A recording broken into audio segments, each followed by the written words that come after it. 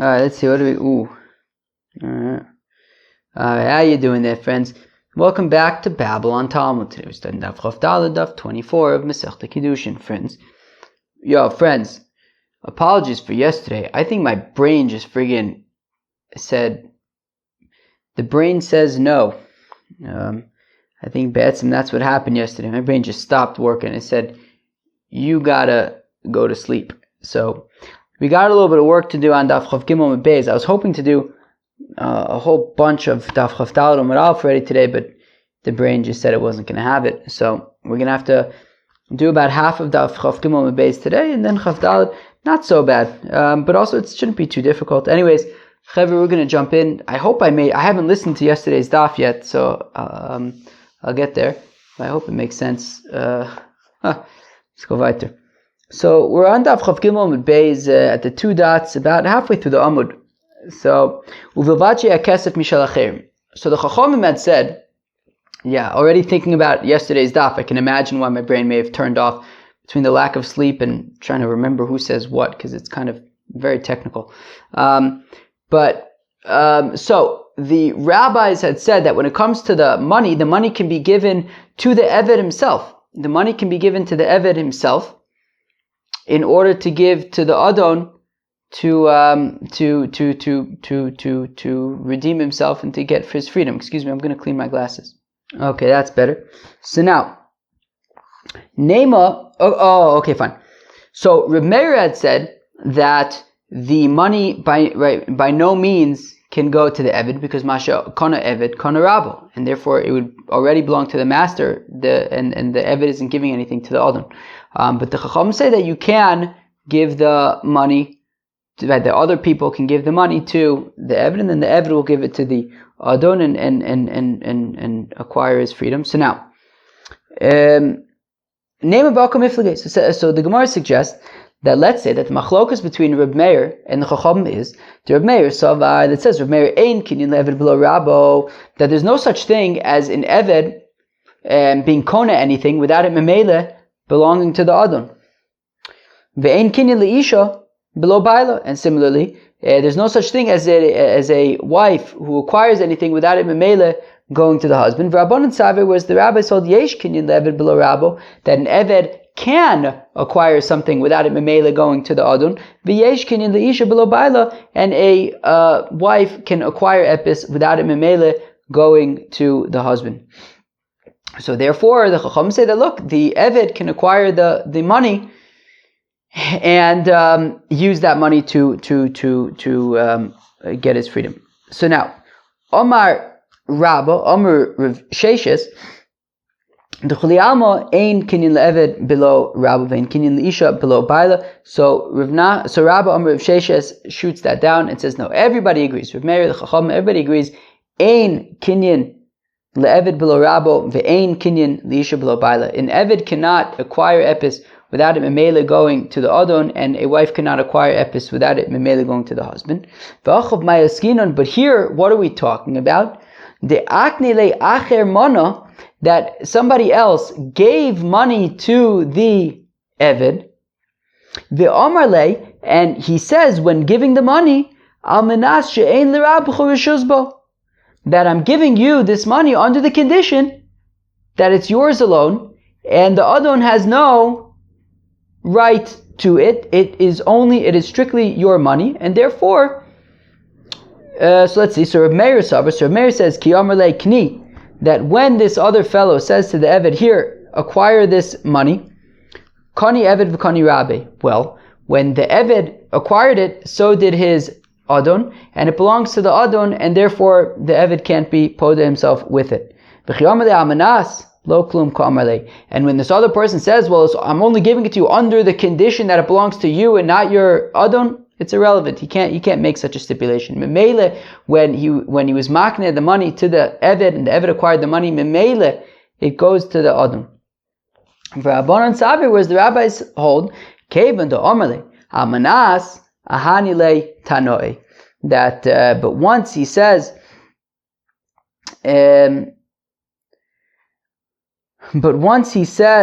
So the rabbis say that because the other fellow said to the Eved when he gave him the money that it's under the condition that it's only yours and it does not belong, right? That your Adon can't get any rights to it. So the rabbis say that the condition does work, the Tanai does work, and therefore it belongs to the Eved, and the Eved can use that money to acquire his freedom. V'Rab Elazar Omar, and says Rab Elazar, so Rab Elazar disagrees and says that no, even in this case, both the Chachamim and Reb Meir would agree that it would belong to the Adon, right? That if somebody gives money to the Eved and says that it's yours, I'm giving it to you under the condition that the Adon does not have any access to it, does not have any right to it, that's irrelevant. You can't do that. Right? That once he gives the money to the Eved, it would belong to the Adon. But here, what are we talking about in the Machlokas Kigon? The Akni lei acher mana, that somebody else gave a mana to the Eved, the Omar lei, and he says, Al menashe teitze bo lecheres, that I'm only giving it to you under the condition that it be used to acquire your freedom. Reb Meir says, look, when he's, being makne the money, when this other fellow gives the money to the Eved, Koni Eved, the Eved is Kona it, it's his, Vikoni Rabbe, and once he's Kona it, so Memela, then it belongs to his Adon, and therefore it's useless. And when he says it's under the condition that you use it to acquire your freedom, it's irrelevant. It belongs to the Eved, which then Memela means that it belongs to the Adon. And if once it belongs to Adon, the Eved can't use it to acquire his freedom.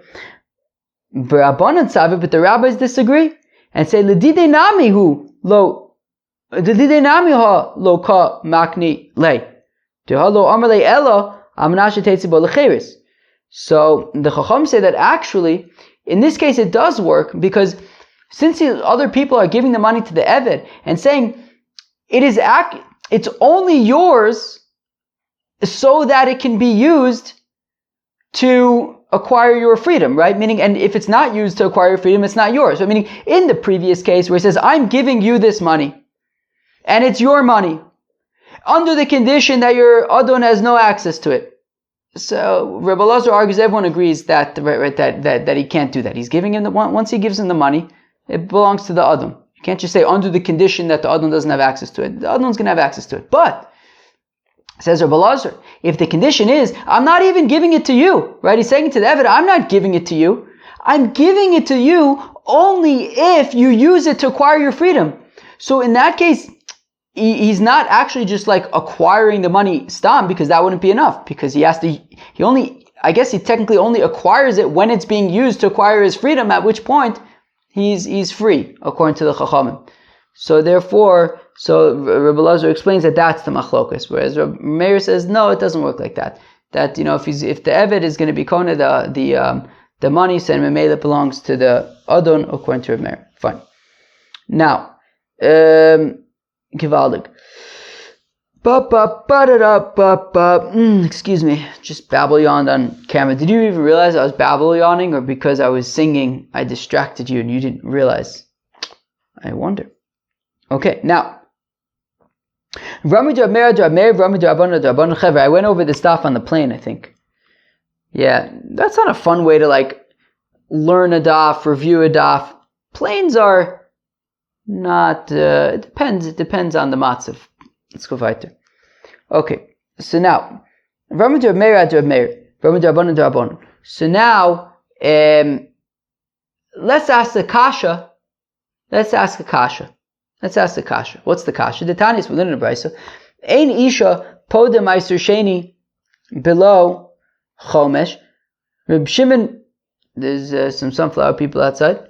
Reb Shimon ben Elazar Omer, Mishum Reb Meir, isha poda meiser sheni below chomesh. Do do do do do do do do do do do do do do do do.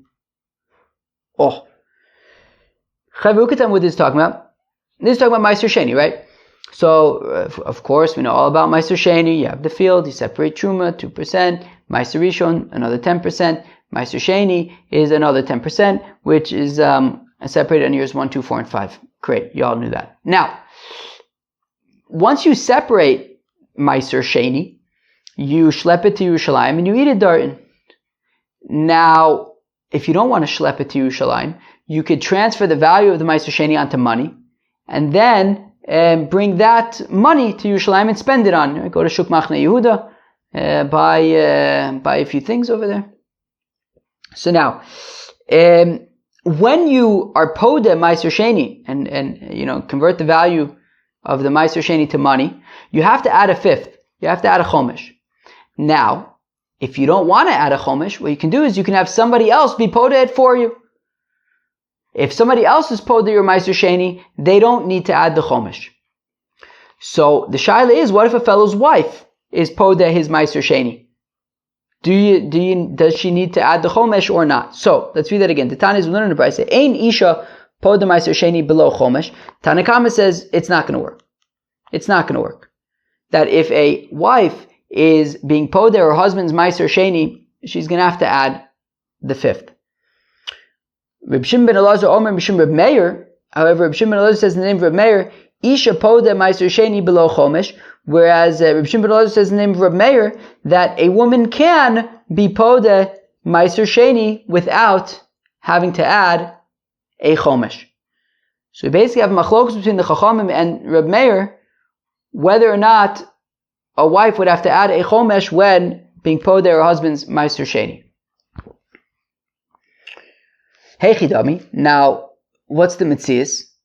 Ilema bezuze debal Meiser debal. Well, if we're talking about where it's the husband's Meiser Sheni and it's the husband's money that's being used to be poda the Meiser Sheni, so what's the machlokas? There's obviously no machlokas. Shlichus debal ko avda.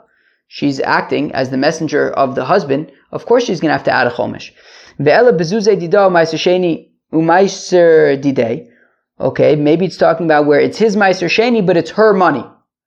Well, if that's the case, Isha Marachmana v'lo Isha, of course you would not have to add the chomesh, because the pasuk says, what does the pasuk say? V'im go yigal ish mi Meiser chamishiso Yosef olav. That if a fellow is poda his Meiser, not his wife, if his wife is poda the Meiser, so then she would not have to add the chomesh, right? Meaning, if it's his Meiser Sheni, but his wife is being poda, the Meiser is being poda, transferring the value onto money with her own money, so then she would not have to add the fifth.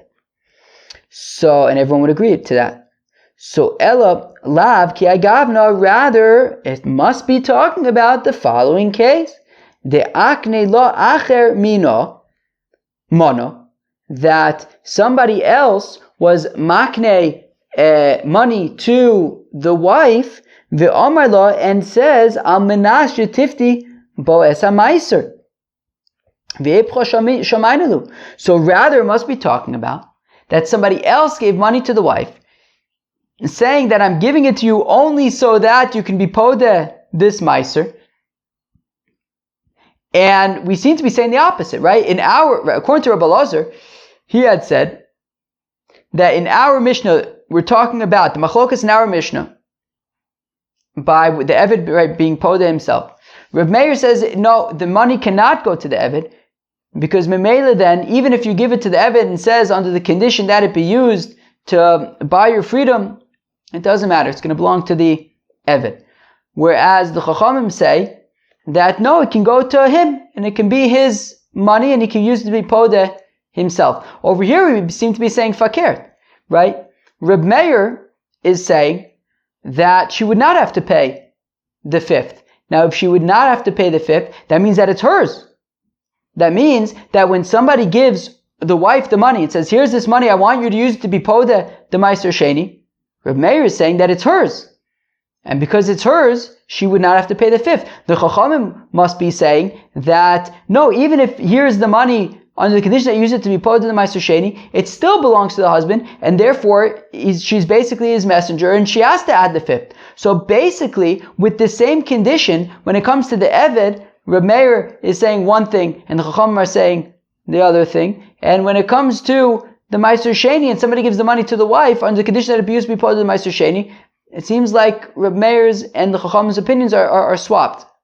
Did you get that? It was like, I guess a little bit confusing, but maybe. So Amar by Ipuch. So Bai just says flip around the brisa. I saw something really interesting, maybe in the art scroll, that like whenever I see Ipuch, like it's always like, which one do you flip around? Do you flip around the Mishnah? Do you flip around the brisa? Apparently you flip around the brisa. Apparently you flip around the one that came in later, right? The one that you're asking the question from. That's the one that is being suggested that it be flipped around. Okay.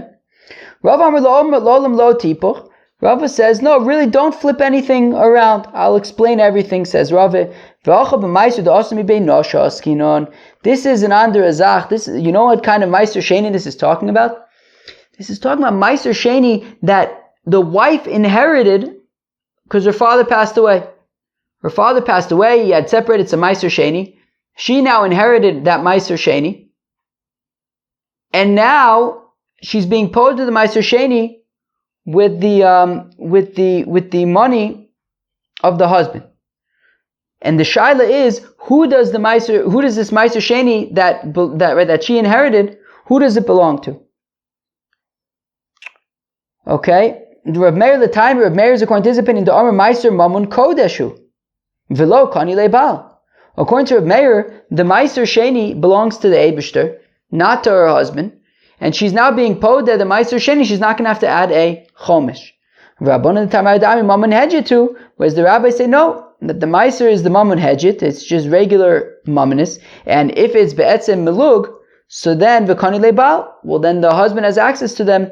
Hilkoch shlichus debal ka'avda. So therefore, if she's using the husband's money to be posed this Meiser Sheni that came to her through Nichse Melug and that he has a right to, so then she's basically his shaliach and she would have to pay the chomesh. All right. Well, that's kind of the yesterday's daf that we did today. Wow, I don't know how I would have been able to do that yesterday without a brain. But okay, fine. I think we're done with kind of the confusing stuff. This wasn't even that confusing, but whatever. Now we're moving on, and I'll actually, this is a good place to stop the video and start it again. Tana, Yotze B'Shein V'Ayin V'Roshe Evarim She'enon Chozrim. Oh, so the brayso that says that an Eved Knaini can go free, B'Shein V'Ayin, if his tooth or his eye gets popped out, V'Roshe Evarim She'enon Chozrim, or the limbs that don't come back. I believe those would be, there's 24 of them. This is the Gemara tomorrow's stuff. I think it's going to get into them. But it's a shtick of machlekes. But the ones that apply, everyone agrees apply. So there's the 10 fingers, the 10 toes, that's 20. And then nose.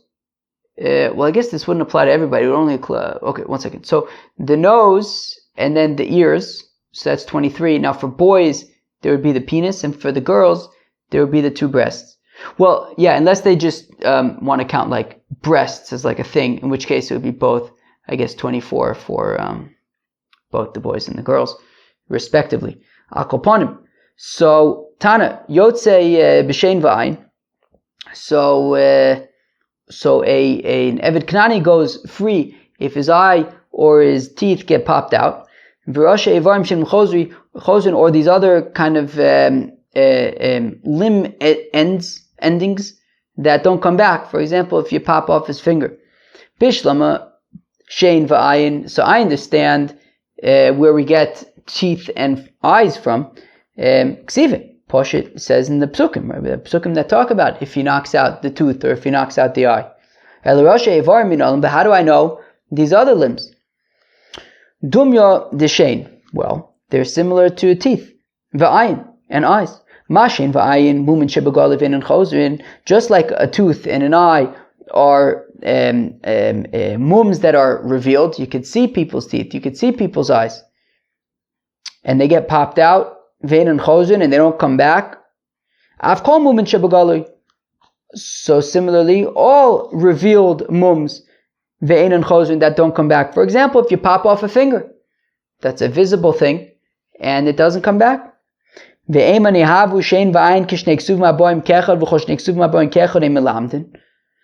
but one second, can't you make the argument that shein v'ayin or shnei ksuvim aboim kechad? We've seen the concept of shnei ksuvim aboim kechad before. Who could tell me what shnei ksuvim aboim kechad is?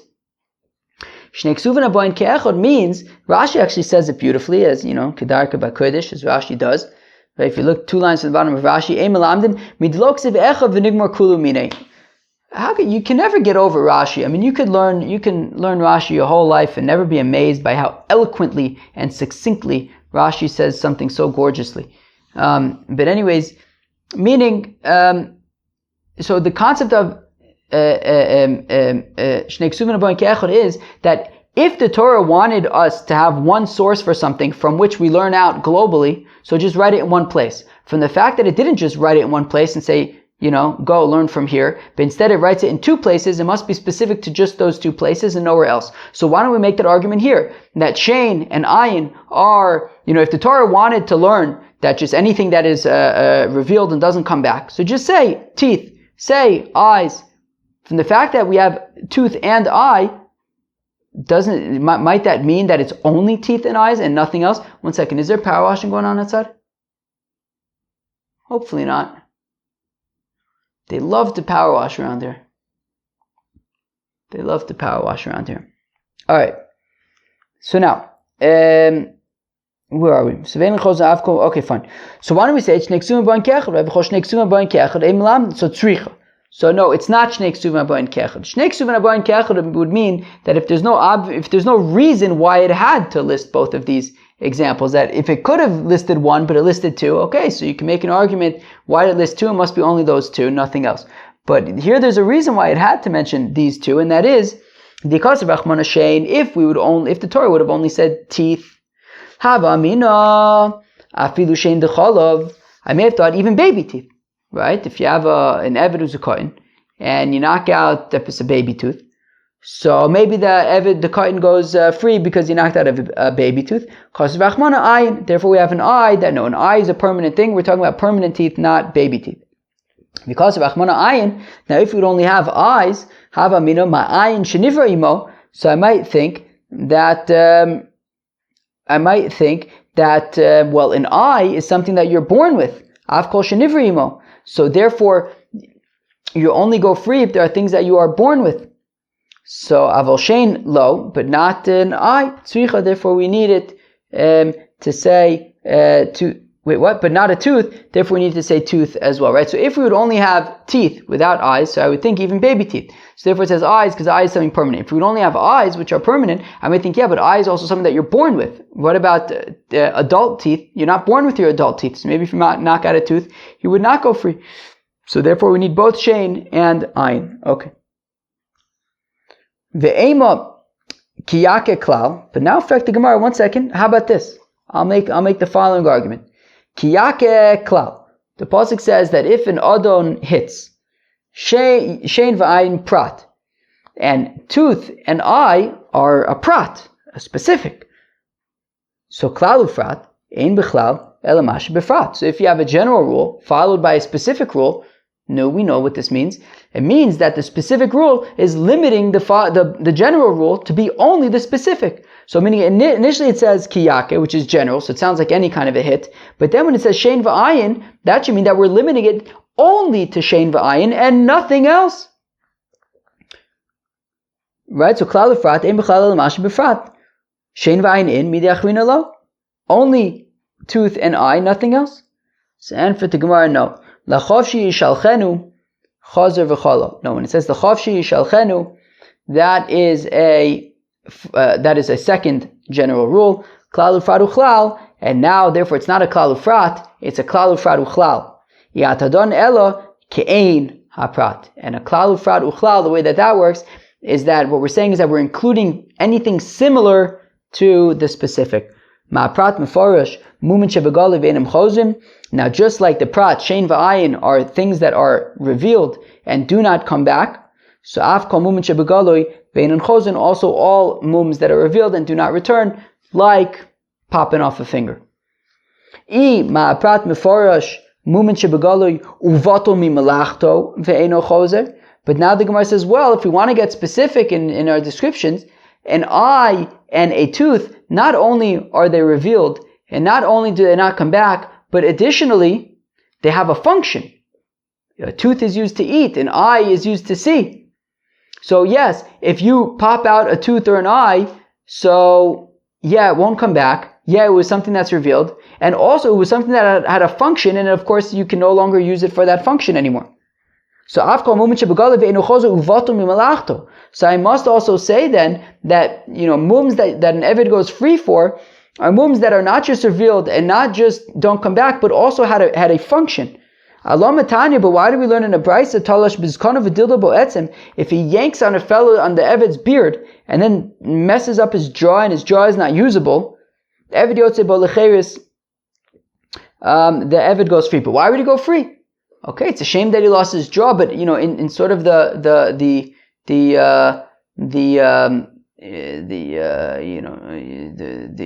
evaluation of the Eved, I mean, he could still do work in the field or whatever. He could still do what he needs to, even if his jaw doesn't work. So why would he go free? So the Chavshi Yishalchenu Ribuya Hu. So the Gemara answers, well, it's actually not a klal ufrad uchlal. It's a ribuy umiut uribuy. And okay, so therefore, when it says v'chiyake, so that is any kind of a hit, and then when it says shein v'ayin, that is limiting it to eye, tooth, and anything similar to an eye and a tooth. And then when it says l'chavshi yishachenu, it's then going and actually including everything, including if you yank his beard and like break his jaw. V'ribuyahu afilu iko al yodo v'tzamso v'sofa lachzor. But if we're talking about that there's that second reboy that includes everything, then I'll think that even if you hit him in the hand and the hand gets all unusable, but then it regains its strength, Nami, let's say that it should go, the Eved should go free because it's including any, right? Reboy, any kind of mum. So Allah Matane, but why do we learn in the Brayso, but why do we have a Brayso that says that if it hits him on the hand and the hand gets all messed up, but then it gets better again, we say that he does not go free. Well, then what would be the point of shein v'ayin, right? Meaning, it's not just a reboy, it's a reboy umiut v'reboy. And as we learned the other day, the way that a reboy umiut reboy works is that, yes, the second reboy is coming to include everything, except for one thing, and that's the point of the miut, right? The miut is saying, so you have two reboys and a miut in between to say that, yes, include everything, but there's going to be one exception. And that exception is when you hit the hand, and the hand gets all messed up, but it's going to come back. So since it's going to come back, the Eved would not go free, and that is what's excluded by the mi'ut of shein v'ayin.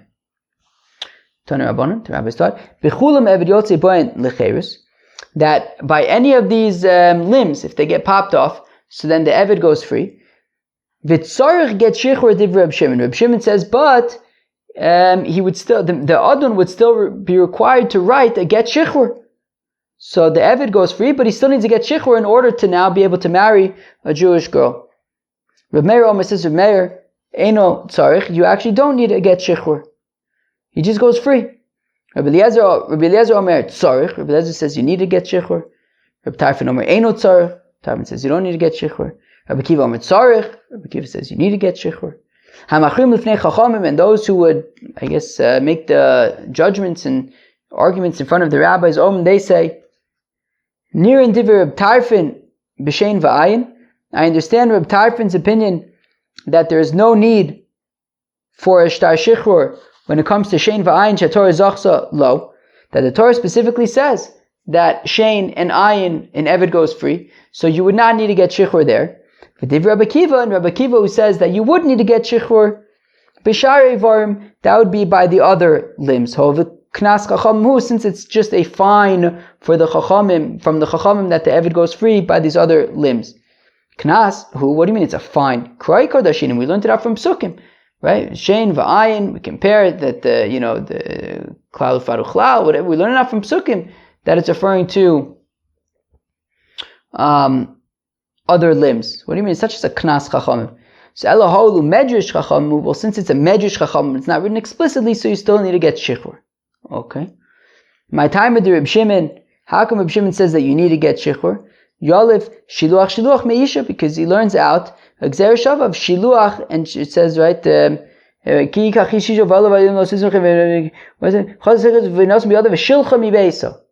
And it says in Eved, it says L'chavshi Yishalchenu. So it says Shiluach by both. Ma'isha b'shtar af Eved nami b'shtar. So just like an Isha, when she is divorced, she requires a shtar. So also in Eved, when he goes free, will also require a shtar. Rav Meir says that you do not need a shtar because of chavshi levasof. If it said Yishalchenu chavshi, okay, fine. Kidika Amart, then it would be like you said that you would have to send him away with a document. It says lachofshi yishalchenu havli chavshi meikarbet. It says lachofshi yishalchenu. The first thing is that he's free. So he's free. He doesn't need a document. And then yishalchenu is available. You can learn it for the for the riboy miut and that thing. Fine. Okay. So yishalchenu is therefore available for that second riboy to include all these other ways to damage the Eved. Fine. Tanu Rabbanon. The Rabbi study al Eino v'sama. If he hit the Eved on his eye and he got blinded, al Ozno v'chersho, he hit him on the ear and he became deaf. Eved yotzi bo in l'cheres, so the Eved would go free. Kineged Eino ve'eino roa, kineged Ozno ve'eino shomea. But if he hits him, like opposite the eye or opposite the ear, and now he can't see or he can't hear, right? Meaning if you like smack it, if you like make a really loud like bang or something and it like messes him up. So ein Eved yotzi bo in l'cheres, so in that case the Eved would not go free. Amr Shemin the Rav Ashi asks, so Shemin to Rav Ashi, the Meimi de Kala lav klumu, is that to say that sounds are irrelevant when it comes to damages? If a fellow gets damaged by a sound, it's irrelevant. Ve'atani Rami bar Yechezkel, Rami bar Yechezkel taught tarnago. If you have a rooster, shehoshid rosho la'avir kliz chuchis, that stuck its head into a glass vessel, v'takabo, and screamed at the top of its lungs, cock-a-doodle-doo, v'shibro, and he broke the glass, mishalim nezek shalom. He has to pay for the debt, right? The owner of the rooster will have to pay nezek shalom for complete damages. Rav Yosef, and says of Yosef, if you have a horse that yelled neigh, or if you had a donkey that yelled hee-haw, v'shibru kelim b'soch habayis, and they broke vessels that were in the house, mishalmim chatzin nezek, they pay half damages. So we see that there is accountability when it comes to sounds that are made. So Omar Lei, so Rav Ashi responds, Shiny Adam, yeah, but it's different when it comes to a fellow. The Chevon de Bardasu iu mavit mibois nafshe.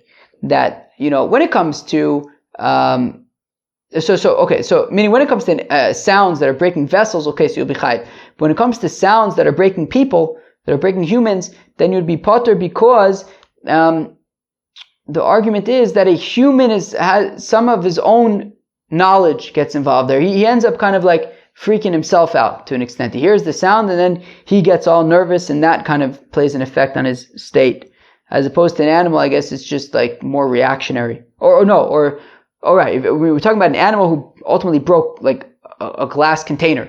So a glass container simply, the loud, the powerful sound comes and just breaks the container. There's no other cheshbonis there. You have a glass.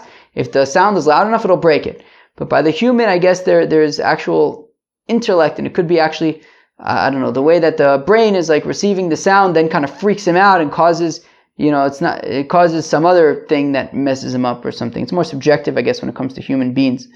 Keditani is learned in the Brayso, that if a person kind of freaks out his friend, potter midine adam, so he's potter from kind of civil law. We can't punish him, so to speak, but v'chayiv b'dine shamayim, but he will be chayiv b'dine shamayim. The Eibishter won't be so happy with him. Kate said, how is this? Taka ba'ozno, if he yelled in his ear, v'chersho, and made him deaf, potter. So the yeller is potter. Achazo v'taka ba'ozno, v'chersho chayiv. But if he held on to him and he like screamed right into his ear, then he would be chayiv, I guess, because that's more direct damage. Alright. Tanu Rabbanan, the Rabbi study, Ko al eno v'chiyasa. If the Adon hit him on his eye, and he didn't go blind, but it affected his vision negatively. Al shino v'nodid, or he hit him in the tooth, and now his tooth is loose. Im yachol l'shtamish bo achshav. if he could still use the eye, or if he could still use the tooth, ein Eved Yotzei Bo in L'cheres, the Eved would not go free. V'im lav, if he can no longer use the eye, or he can no longer use the tooth, Eved Yotzei Bo in L'cheres, then the Eved goes free. Tani Idach, we have another verse that says, if his eye was weak, but then the Adon made it blind, Shino Neduda, or his tooth was loose, and the Adon knocked it out. If he was previously able to use the eye, able to use the tooth, even if the tooth was loose and the eye was weak, but they were usable. Now that he's completely blind, now that he lost the tooth, the Eved goes free. But if it was unusable even before then, the Eved would not go free. And we need this. If we would only have the first case, that when it was a fully healthy eye or a fully healthy tooth and he made it weak, so mishum dmei kar nahora bari v'hashta nahora khisha. Well, I might say, okay, because initially it was completely healthy. He had a completely healthy eye, a completely healthy tooth, and now you've weakened it. So therefore he goes free. But over here, but over here, when he already had the loose tooth, already had the weak eye, I'll say that he would not go free. And if we would only had the second case of when it was already weak, so mishum desamya legamri, because in that case, he made it then not just already weak, but he made it completely blind or completely knock out his tooth. But in the first case, the lo samya legamri, he didn't completely blind his eye, it was still usable, his teeth was loose but still usable. Let's say that he would not go free. So Ema lo. Wait 1 second. Well, no. So meaning in the first case also, right? We said that in order for him to go free, he would be unable to use it, but it's still there, I guess, right? Meaning it's still, he didn't completely blind him, he didn't completely knock out his tooth. So I might say no. So tzricha, we need both cases. In the first case, when he's completely healthy, right, and then you kind of weaken the guy, or when he was already weak and now you finish the job. In both of those cases, he would go free. If the Adon was the doctor, and the Eved says to the doctor, hey, can you put some medicine in my eye? And while applying medicine to the Eved's eye, he blinded the Eved. Or he asked the Adon to scrape his tooth. And the tooth fell out. Eved 1, Adon none. The Eved goes free. Nice move. Right? So the Eved asked the Adon, hey, his Adon is a doctor, he asked him to take care of his eye, the Adon somehow ends up blinding him. Eved goes free. So Reb Shimon Ben Gamliel says no. The pasuk says v'shichasa, which means the dafka needs to have intention to destroy it. But over here, that was not the Adon's intention. He was trying to help him, so he would not go free.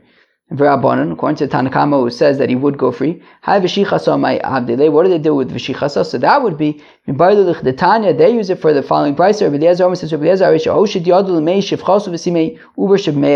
If for whatever reason he had to stick his hands into the womb of his shifcha, I guess to pull out a baby or something, and he ended up poking out the baby, knocking it, blinding the baby. So potter. In that case, he's potter. My time I come down because the pasuk says v'shichaso ad shechav in the shachasa, he has to have intent to damage. So meaning in that case, there was like completely no intention. Meaning in the first case, where the Tanakam would argue, the Adon had intent. He was working on the Eved's tooth, and then it got knocked out. So it wasn't. He didn't have complete. He did have intention to be working on the Eved's tooth. But over here by the fetus, there was absolutely no intention to knock at anybody's eye, so therefore he's going to be potter. Ve'idach mi v'shiches v'shichasa nafka. Whereas Rabbi Shimon Ben Gamliel would learn out both cases from. It could have just said v'shiches, but it says v'shichasa, so it teaches both cases. Ve'idach shiches shichasa l'darish, whereas the Chacham don't have that drasha of shiches and shichasa. Fine. Amr of Sheshes says of Sheshes Arisha Isa Eino Smuya. If you have an Eved, the Eved's eye was already blind, v'chitita, and then he knocked it out.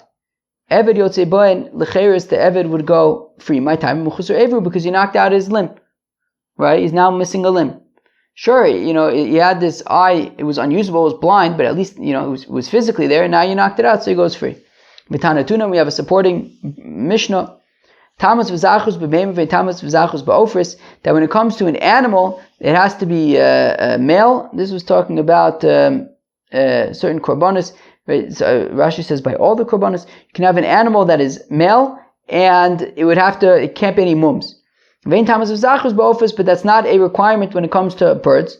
Yachol yavsha gufa nikta ragla nechtata eina. Is it possible that if the body dried out, or the leg got cut off, or the eye got poked out, is that also okay? It's from the birds and not all of the birds. Meaning, even though if the bird has an eye that's blind, it's okay, but if you knock out the eye and it's missing, then that's a problem.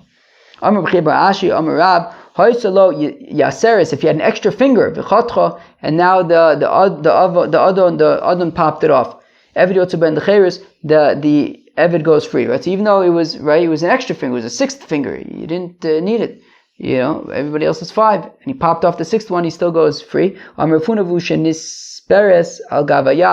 Says Rav Huna that it's only if it was like it was actually like part of his fingers. It wasn't just like a finger that didn't belong there, but if it was like in line with all the rest of the fingers, and it was like one of his fingers, and then it got popped off, so then the Eved would go free. Friends, that was the Daf Chav Dalet of Masechta Kiddushin. We started Daf Chav Gimel with Beis with the machlokas between the Chachamim and Reb Meir about how is an Eved Kanani redeemed with kesef. Right, Reb Meir had said that the kesef needs to be given by other people to the adon.